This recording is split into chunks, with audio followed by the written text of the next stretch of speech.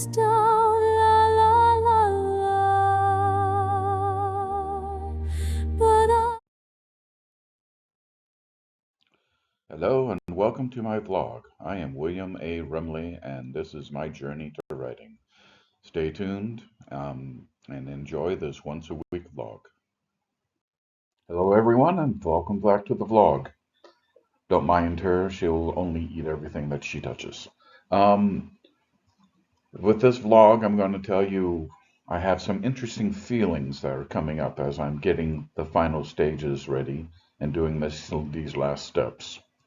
I want to share them with you, and so feelings about publishing is coming up in this vlog. Also, I will cover the next paths of the 36 stories, and these are the paths of wonder, and then where we are and what the update is. Hang around for more. I want to say where I am and what I'm feeling. Um, it, it is a moment where I have complete excitement and utter terror. These are really complex emotions that I'm dealing with here, and I've been dealing or talking with my friends and my family, and then trying to understand what it is I'm feeling. So I have to put down everything I've done. I've done what I have always thought was the impossible. I have applied every edit. Well, first off, I wrote a book. And I wrote it not once, but I wrote it 3 or 4 times. I've applied every edit. I am prepared for the formatting to match manuscripting needs. I've added my copyright page. I've bought my ISBN. I've inserted a map. I'm defining the last pages kind of like an index. And I've unified everything into one master document. I've done so much to get it here that I forgot I'm about to release it. My heart hasn't caught up with it yet.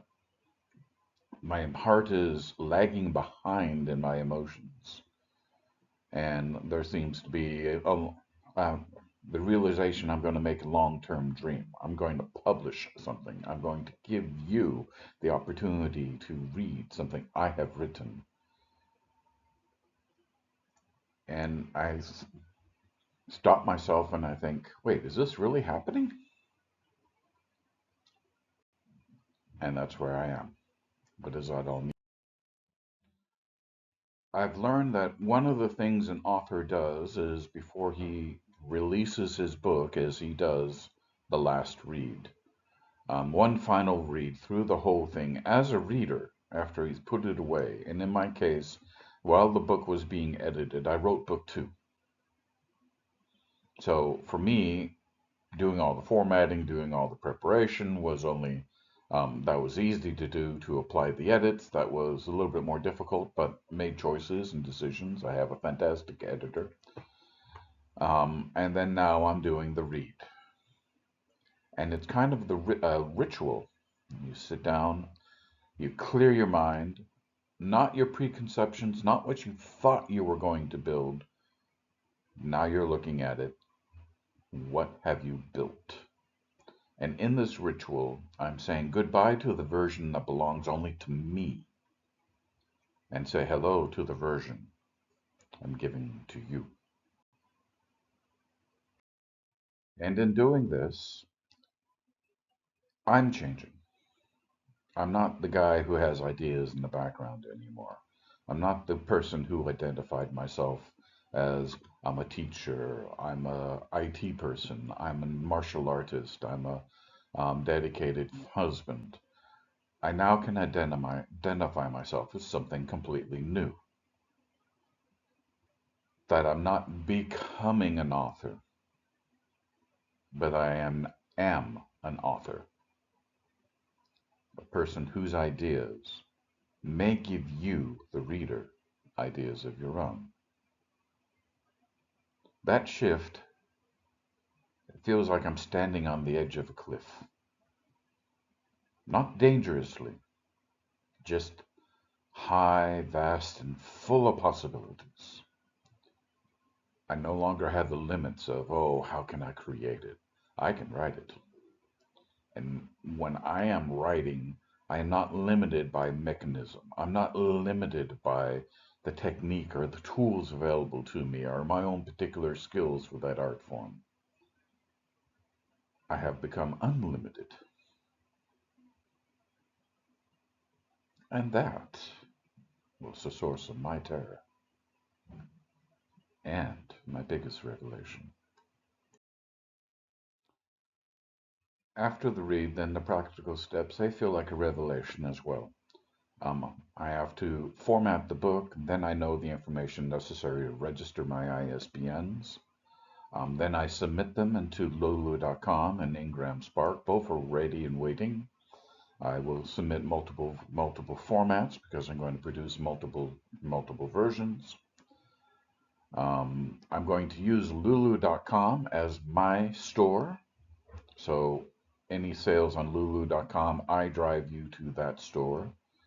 I'm going to use Ingram Spark to be my worldwide reach.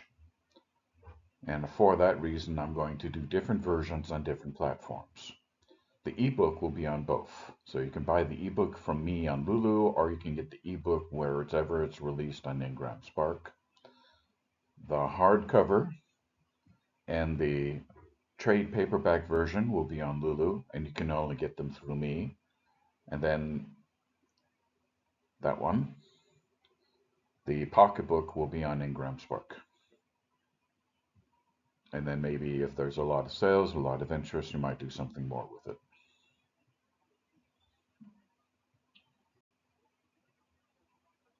Saying all that, doing all that, and preparing for that day one.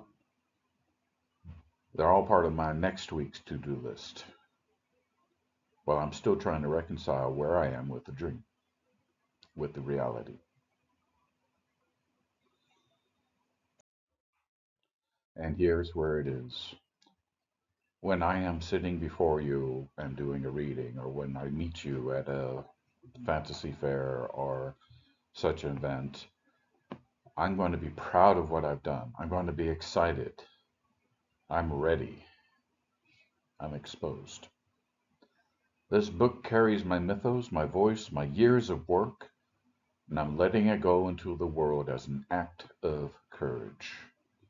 And that gives me joy and vulnerability. And I can only fight it by saying one of my heroes in writing is Stephen King. And what he said, it sounds perfect to my heart. Write to get it out of your head. Write for yourself. If people like it, they like it. They don't, they don't. In Stephen King's face, a lot of people liked it and he made a lot of money. But don't do it for the money. Don't do it for the love. Don't do it for the people. You write the stories for yourself, and then you share them with the world, keeping them honest, keeping them consistent, and keeping them real. Don't fall into the trap of the machines. So as I'm preparing to release The Wardens of the Dawn to everyone in the world, the first book being The Revolt on Prime, and I get this publication done, then I return to the writing of Detonate, Book 2. I'm still working on the ideas and making character sketches and building plot lines for Book 3, Song of Suffering. And my mind still drifts to the other books that are coming too. And now on my website, I have named all my books. So, Revolt on Prime, Book 1, Detonate 2, Song of Suffering 3, completion of the Warden of the Dawn trilogy. The Unnamed Echo will be the book of Everett James. Then I have The Awakening of the War of the Tapestry, 3 books, and that will start with Dragon Burnout or Bernhardt, then Immortal Nightmare, and then finalizing with the Unnamed Making, or no, the Unmaking. It's a journey. And when I'm done with all that, I will see what I will do from there. Because there are still stories to be told on each of these worlds. I still look back on Prime. I still have the capability of going back and making 100 years of stories on Prime, or in Book Two on Verdona, and deal with all the dreaming that happened, and deal with all the life in the fantasy realms of the Verol Fern Forest.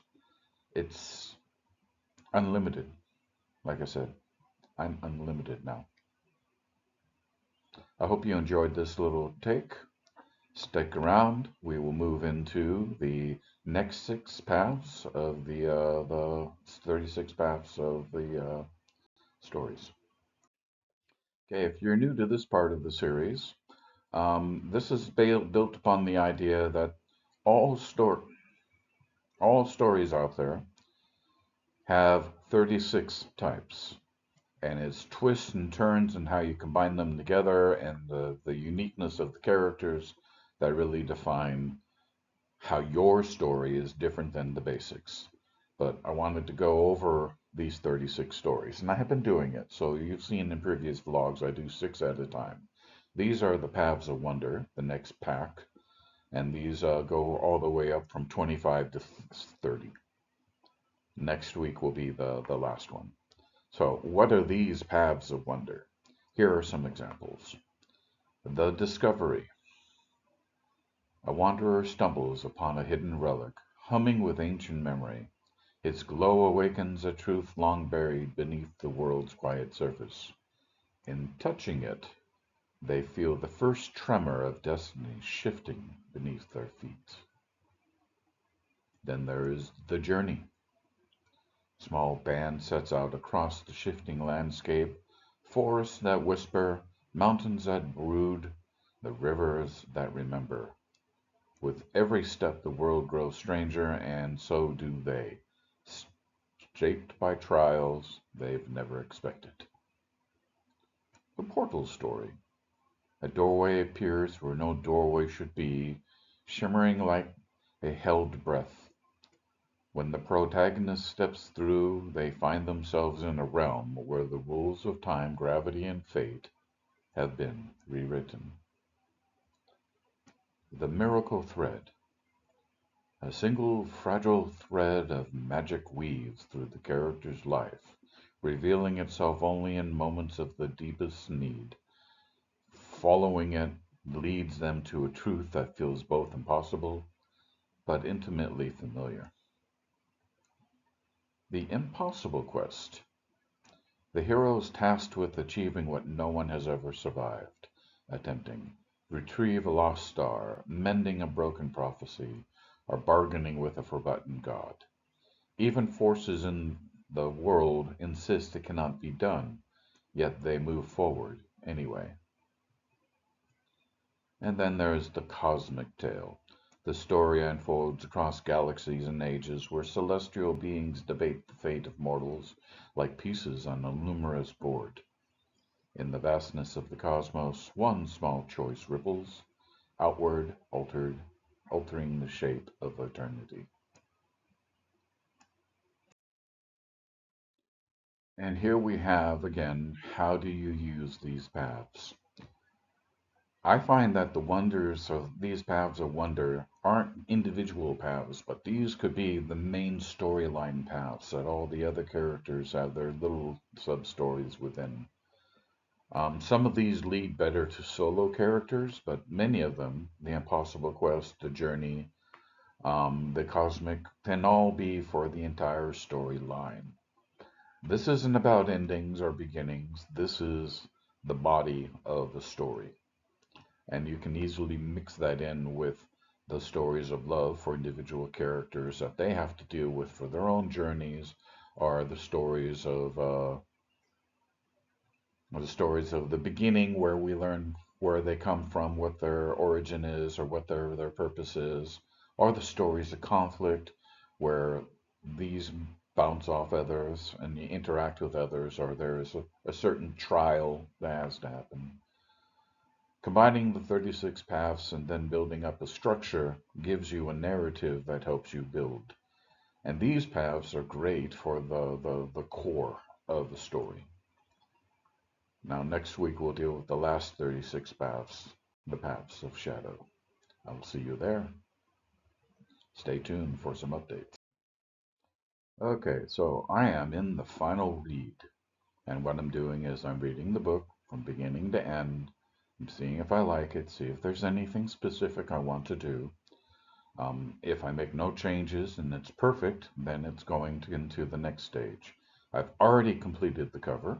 I've already completed the editing. I've already completed the music. My campaign is ready to release.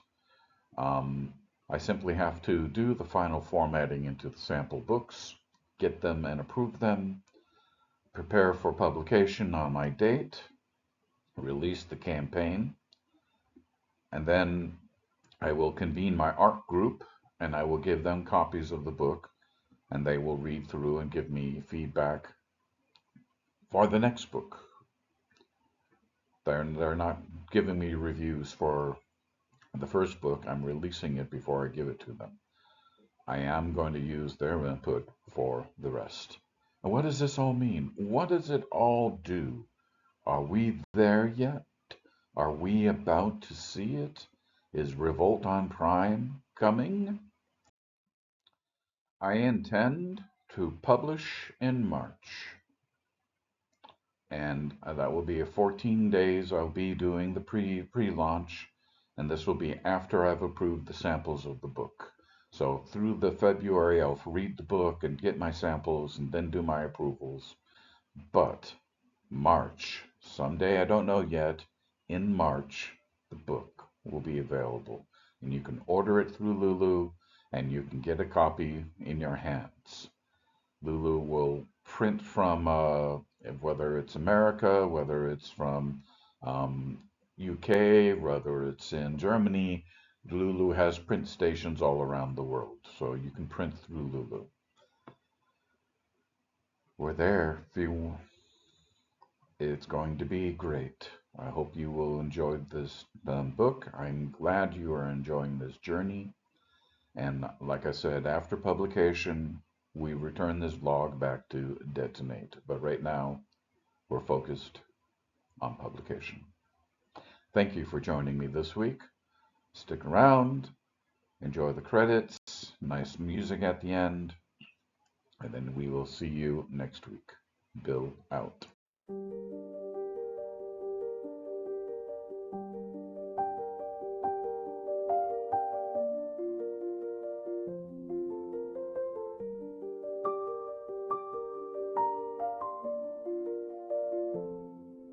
The wind speaks in a language older than words. I stand here, bark worn thin by years. The earth holds me when the sky tries to tear away.